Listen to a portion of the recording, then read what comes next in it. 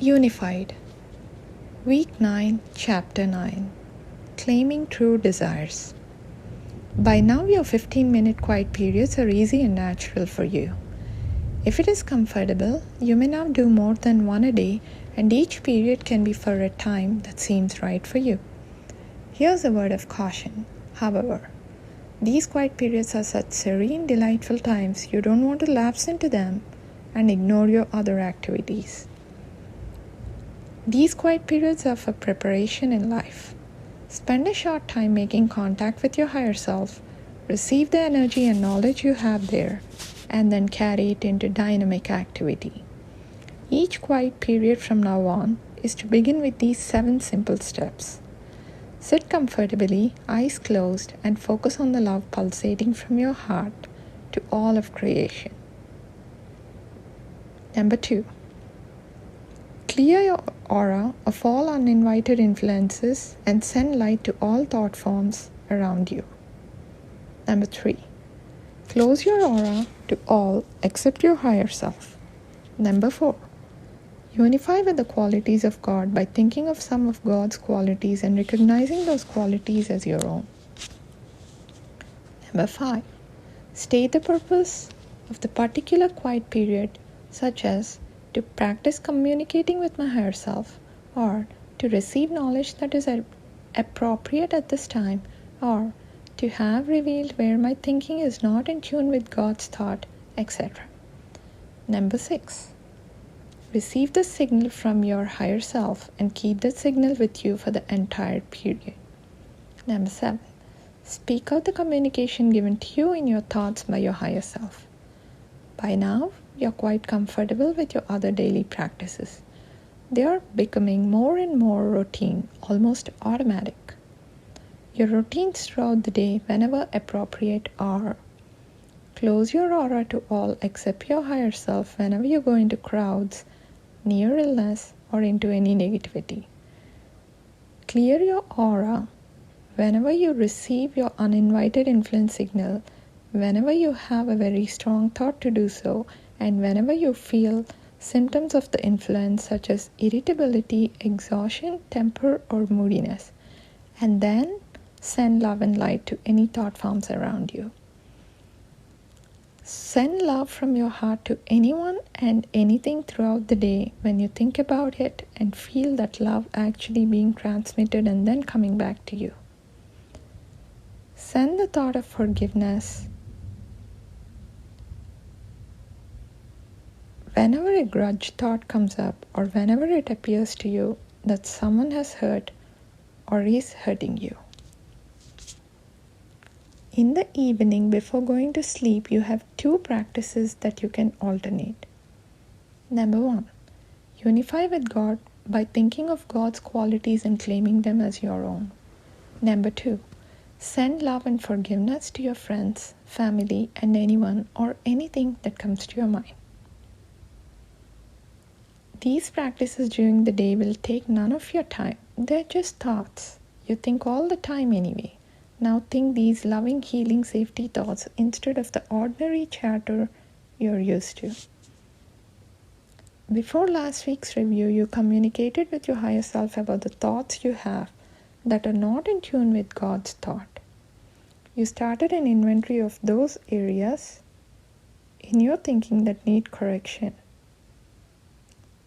Soon you will begin a very sure, safe way to correct your thinking, conscious and subconscious. This week you're going to start another inventory, an inventory of your desires. What is it you want to experience? Whenever you have thought of your desires and needs, you viewed them largely from the vantage point of your lower self. You lack the vision of your all-knowing intelligence. Too often, your desires were dictated by your parents, your friends, or simply your desire to win someone else's love and respect. Today, spend your quiet period receiving communication from your higher self about what it is you want to claim in life. After you have properly entered into the quiet period and received the signal from your higher self, say, "Please communicate to me my true desires." Have a piece of paper handy to write down your desires. Remember, you're of the same thought of God as everything else is. This means that everything in the cosmos is one with you. You are that. It is you. So everything is for your use and enjoyment. This is different than the man-made illusion called ownership. Do not confuse the two. Just remember that everything and everyone is for your enjoyment. You need only claim it for your use with love, thankfulness, and forgiveness. You can claim and get the use and enjoyment of anything that you claim exclusively for yourself or for any selfish motive. The selfish, of course, refers to the lower self. Your motives must be selfish, the higher self. Fortunately, you need not labor over the distinctions. You simply need to ask your higher self for your true desires. These are desires in truth. These are desires that God would have you desire because they are in tune with God's thought that made the creation. They are the seed thought that can give rise to your creation full of God's qualities. Your desires are to be fulfilled with love, abundance, peace, knowledge, joy, and all of God's other qualities. Write each desire down on the paper, beginning with I claim. Write only in the present tense. In reality, there's no future and no past, only the present. God is everywhere present, omnipresent. He is neither omnipast nor omnifuture. When you think of the past, you're simply imagining what might have happened. It's a creation of your limited perception and memory. It's an illusion of the illusion. The future is also your imagination that the past, as you think it was, may repeat itself with some variations. While you're busy dreaming about the past or the future, you miss the present, which is the only true reality you have. You can claim some specific desires so long as you do not claim to interfere with someone else's free will. For instance, you can claim a perfect unconditional love relationship with Harry or Susan, but you cannot claim either Harry or Susan to be your spouse or to become sexually intimate with you. A relationship based on unconditional love is in everyone's highest interest.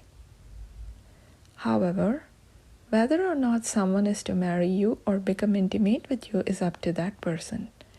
Free will cannot be compromised, even by your strong and powerful desire. Be realistic. State your claim in terms you can believe are possible. I claim abundant wealth in the form of $20,000 or more each year. This is believable. Take the limit off by adding or more and or better whenever possible. After your quiet periods, examine your list of true desires. Compare it with the list of thoughts you need to correct. At this point, don't concern yourself with reconciling the two lists. Just note for your amusement how some of your present thoughts keep you from realizing your true desires. Soon, very soon, you're going to see the fulfillment of these true desires. End of chapter 9.